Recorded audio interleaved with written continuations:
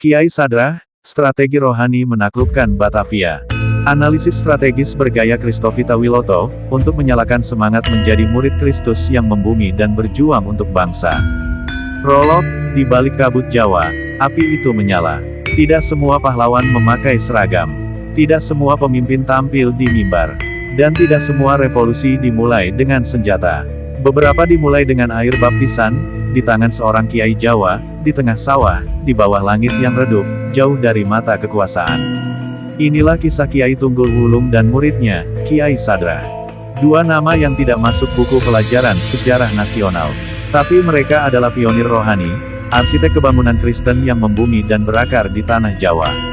Kisah mereka bukan hanya spiritual, tetapi juga politis, kultural, dan strategis. Karena mereka membawa terang Kristus bukan dengan dogma Eropa, tetapi dengan suluk dan tembang, dengan bahasa rakyat, dengan keberanian seorang nabi dan cinta seorang bapak. Kiai Tunggul Wulung, Rasul Jawa yang membaptis ribuan jiwa. Ia bukan pendeta, bukan misionaris asing. Kiai Tunggul Wulung adalah rakyat biasa, mantan abdi dalam keraton yang bertobat secara radikal. Ia naik kuda, berpakaian seperti santri, berjalan dari desa ke desa, membawa Injil ke pelosok-pelosok. Ia membaptis ribuan orang, tanpa catatan resmi, tanpa pengakuan dari gereja kolonial. Tapi rakyat mengenalnya. Ia membawa Yesus sebagai sang guru Jawa, yang memahami budaya, menghormati leluhur, dan mengasihi wong cilik. Injilnya bukan barat, tapi berselimutkan batik, berbahasa krama. Kiai Sadrah, murid yang melawan dari dalam. Dari tangan Tunggul Wulung lahir murid-murid setia. Yang paling radikal di antaranya, Kiai Sadrah. Ia tidak memilih jalan mudah. Ia menuju Batavia, jantung kolonialisme. Di sana, ia tidak tampil di gereja-gereja megah. Ia hadir di pasar, di gang sempit, di dapur rakyat. Dengan cara yang lembut namun dalam, ia mengajar Injil lewat perumpamaan Jawa. Ia membentuk komunitas kecil. Ia membaptis dengan kendi tanah liat. Ia menyusup ke dalam struktur kota dengan strategi diam namun berdampak. Strategi sunyi, menaklukkan tanpa kekerasan. Kiai Sadrah tidak mengangkat senjata. Tapi ia mengacaukan sistem kolonial dengan satu kalimat sederhana, di dalam Kristus, tidak ada tuan atau budak. Kata-katanya menyentuh hati rakyat, mengusik nurani birokrat. Ia tidak menyerang kekuasaan secara langsung. Tapi ia meruntuhkan ideologi penindasan dengan kasih, pelayanan, dan keberanian diam. Pembaptisan yang tak tercatat, tapi mengubah segalanya. Seperti gurunya, Sadrah membaptis ribuan. Tapi tidak satu pun masuk arsip gereja kolonial. Karena mereka dianggap di luar sistem. Tapi di surga, nama-nama itu tercatat. Dan di bumi, hidup mereka berubah. Mereka bukan hanya berganti agama.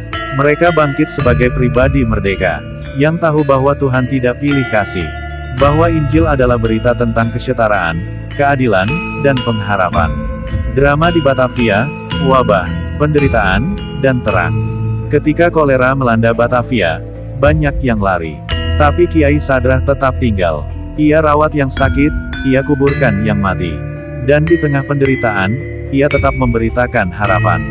Dalam sebuah malam di perkampungan dekat Kali Ciliwung, ia membaptis seorang janda, anak yatim, dan tukang becak.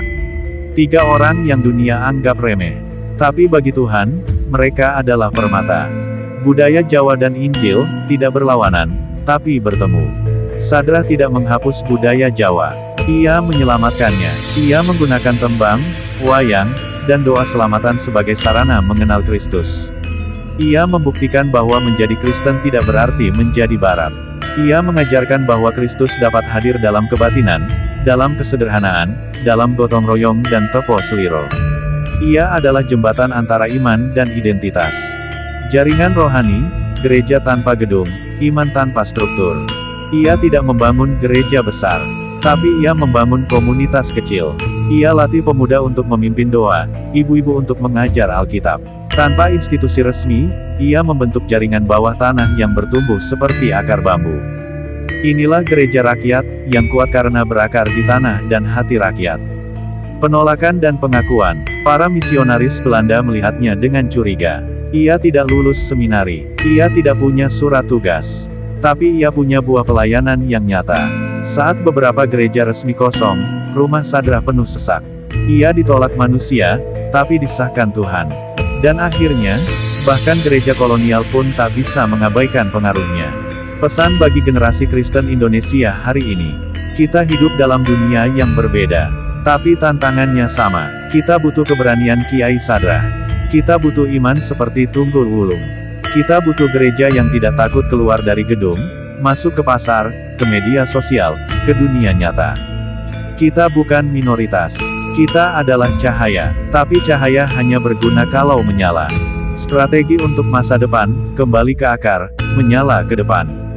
Kita perlu membangun gereja yang relevan, yang mengakar dalam budaya lokal, yang tidak hanya fokus pada dogma, tapi pada transformasi hidup.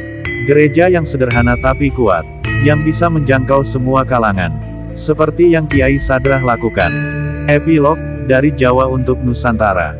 Dari kaki Gunung Muria hingga ke gang-gang sempit Batavia, suara para kiai rohani itu masih bergema.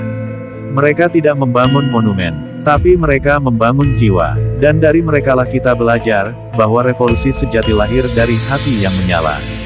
Hari ini, tugas itu ada pada kita. Mari nyalakan kembali api itu. Karena Injil bukan milik Barat. Injil adalah milik semua, dan dalam budaya Jawa yang lembut namun kokoh, kasih Kristus menemukan rumahnya. Orang besar tidak harus terlihat, tapi dampaknya tidak bisa disembunyikan. Christovita Wiloto.